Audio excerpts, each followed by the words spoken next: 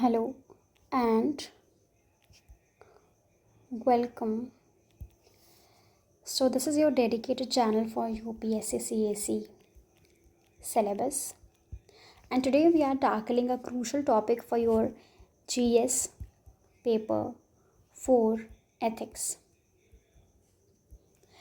We are going deep into one of the most persistent ethical challenges in administration society we have, that is gender inequality.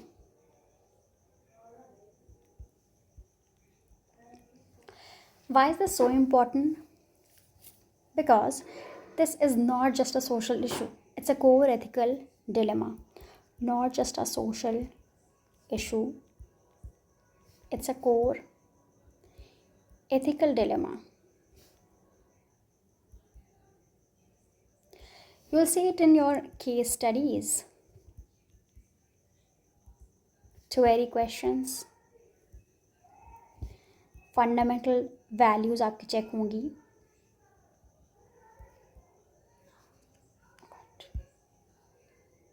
fundamental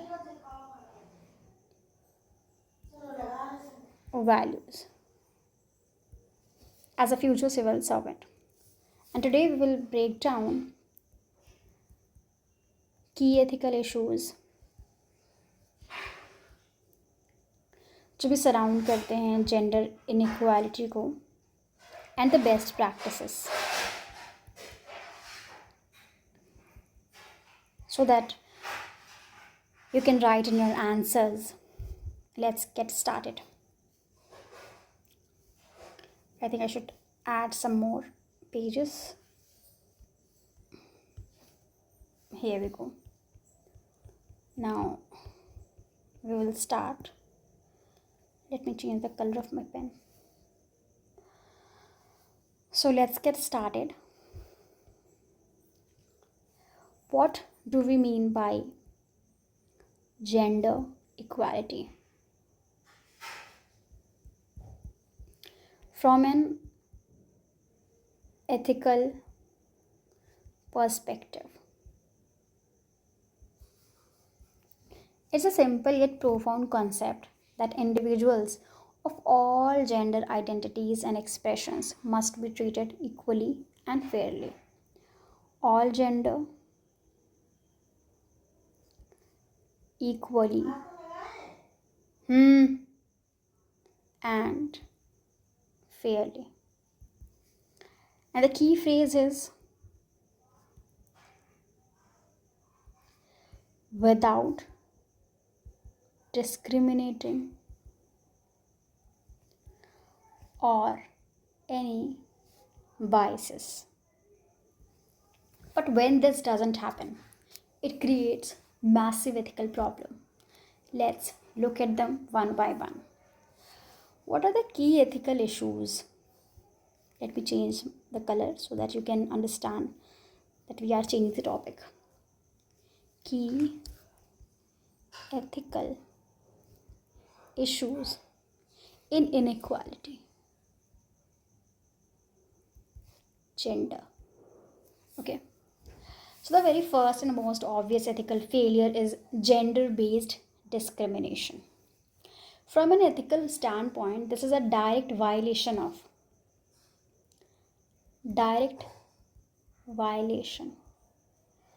of what? Of the principle. Which principle?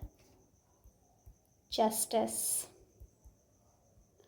fairness, human dignity.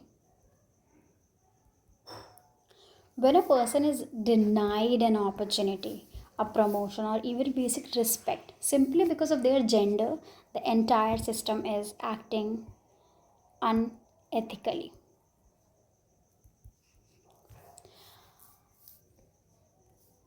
Second, we have pay equity. The gender pay gap isn't just an economic statistic, it's an ethical failing. It violates the fundamental principle of equal pay for equal work. If two individuals, regardless of gender, are contributing the same value, an organization has an ethical duty to compensate them equally. Anything else is exploitation. Third is access to education. When any group is denied access to education based on their gender, it's a profound ethical lapse. Why? Because you are violating a fundamental human right and you are perpetuating a cycle of inequality. It's an injustice that compounds over generations. We all have seen this happening in our society. The fourth is sexual harassment and any type of violence. Extreme and direct violation of an individual's dignity, body integrity, and right to safety. You can write this: dignity, bodily integrity, and right to safety. For a public servant, ensuring the safety of all genders is a non negotiable ethical duty. A society or workplace where this is a prevalent has failed its basic ethical test. And we have our fifth one is representation in leadership. Ethical issues arise when women and other marginalized genders are consistently underrepresented in leadership. Ask yourself, if the decision making table is not diverse, how can the decisions be fair? Whose interests are being overlooked? This lack of representation often leads to biased policies, sexist, cultural, and social biases. Root of the problem: stereotypes and prejudices that we all grown up with. Ethically, the problem is that these biases lead to systemic injustice. As a future administrator, your duty is to challenge these biases, not reinforce them. And the seventh is transgender rights. This is a very critical area of ethical concerns. When transgender individuals face discrimination and barriers in accessing healthcare, employment, or essential services, it's a clear cut failure of ethical governance. It violates the core values of equality and inclusivity enshrined in our constitution. And finally, a key term for your GS4 answer, that is implicit biases. These are the unconscious attitudes and stereotypes that we all hold. The ethical issue isn't having the bias, it's acting on it unconsciously. An ethical individual, and especially a civil servant, must strive for self awareness to ensure these hidden biases don't result in discriminatory actions during hiring, promotion, and public service delivery. Way forward is ethical solution. Okay, so we have identified the problems, but for your case studies, you just can't state the dilemma. You must provide a clear course of action and what are the ethical solutions and best practices. So first is education and awareness. Long-term ethical solution is to promote education and actively challenges gender stereotypes. This isn't just about school textbook, it's about awareness campaigns in workplaces, in communities, and within the administration itself to change deep-seated mindsets. Second is representation.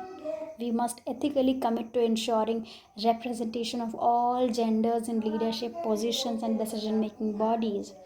This is not tokenism. It is essential for ensuring that diverse perspectives are heard, leading to fairer and more just outcomes. Third is fair pay.